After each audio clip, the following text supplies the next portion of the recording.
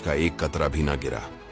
जब लोगों का भूख और प्यास से बुरा हाल हो गया तो उन्होंने आपस में मशवरा किया कि ये सब मुसीबत हमारे ऊपर इस वजह से आई है कि इदरीस अलैहिस्सलाम ने अपने खुदा से कहकर बारिश रुकवा दी है और वो खुद कहाँ चले गए हैं इस बात का कोई पता नहीं। फिर उन्होंने फैसला किया कि सब मिलकर तौबा करेंगे और अल्लाह से दुआ करेंगे कि वो बारिश बरसाए। वो सब एक जगह इकट्ठे हुए, अपने सरों में मिट्टी डाली और रो रो कर अल्लाह से माफी मांगने लगे।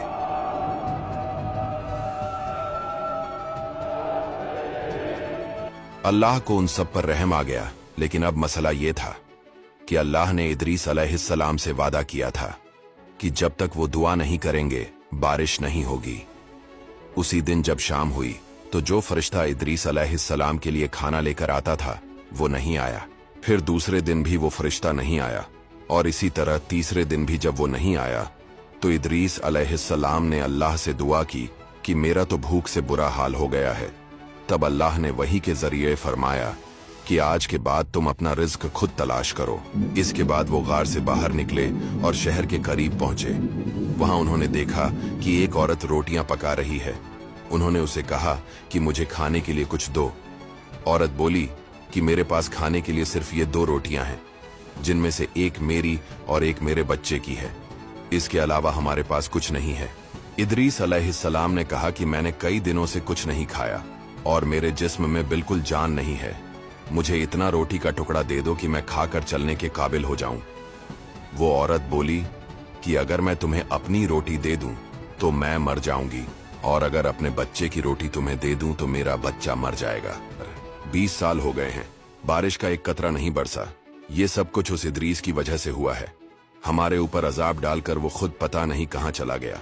इदरीस अलैहिस्सलाम ने कहा कि तुम्हारा बच्चा छोटा है, उसे आधी रोटी दे दो और आधी मुझे दे दो। उस औरत ने ये बात मान ली और उन्हें अपने बच्चे के हिस्से में से आधी रोटी दे दी। जब उस बच्चे ने देखा कि इदरीस अलैहिस्सलाम उसके हिस्से की रोटी खा रहे हैं तो वो जोर जोर से रोने लगा और मर गया। वो औरत बोली कि तुम्हारी वजह से मेरा बच्चा मर गया। इदरीस अलैहिस्सलाम ने कहा कि घबराओ मत, मैं अल्लाह के हुक्म से उसे अभी जिंदा कर देता हूं। उन्होंने उसके बाजू पकड़े और कहा कि ऐ रूह, मैं खुदा का नबी इदरीस हूं, अल्लाह के हुक्म से इस मुर्दा जिस्म में वापस आ जा। उसी वक्त वो बच्चा जिंदा हो गया। ये देखकर वो औरत खुश हो गई और बोली कि मैं आप पर ईमान लाती हूँ, और बाहर निकलकर शोर मचाने लगी कि लोगों देखो, इदरीस वापस आ गए हैं, अब हमारा अजाब खत्म हो जाएगा। इदरीस अलैहिस्सलाम वहां से निकलकर बादशाह के महल के करीब एक जगह पर चले गए। सब लोग उनके पास जमा हो गए और उन्होंने रिक्वेस्ट की कि अल्लाह से बारिश के लिए दुआ करो। इदरीस अलैहिस्सलाम ने कहा कि मैं तब तक दुआ नहीं करूंगा जब तक तुम सब लोग और तुम्हारा बादशाह नंगे पैर मेरे पास आकर रिक्वेस्ट न करो। जब बादशाह को इस बात का पता चला तो उसने 40 आदमियों को भेजा कि इदरीस अलैहिस्सलाम को पकड़कर मेरे पास लाओ। जब वो आदमी वहां आए तो इदरीस अलैहिस्सलाम ने दुआ की और वो सब लोग वहीं मर गए। ये देखकर सब लोगों ने बादशाह से कहा कि हम 20 साल से भूखे मर रहे हैं, अब नखरे मत करो और चलो इदरीस अलैहिस्सलाम के पास। बादशाह उनकी बात मान गया और वो सब लोग इदरीस अलैहिस्सलाम के पास नंगे पैर आए और उनसे रिक्वेस्ट की। तो इदरीस अलैहिस्सलाम ने अल्लाह से दुआ की और उसी वक्त बारिश होने लगी। कुछ सालों बाद ऐसा हुआ कि एक फरिश्ते को किसी नाफरमानी की वजह से सजा मिली और अल्लाह ने उसके पर काट कर उसे जमीन पर भेज दिया। वो इदरीस अलैहिस्सलाम के पास आया और उनसे रिक्वेस्ट की कि वो अल्लाह से उसके लिए माफी मांगे। इदरीस अलैहिस्सलाम ने अल्लाह से दुआ की तो अल्लाह ने उस फरिश्ते को माफ कर दिया। फिर वो फरिश्ता उनसे बोला कि इस एहसान के बदले अगर आपको कुछ चाहिए तो बताइए।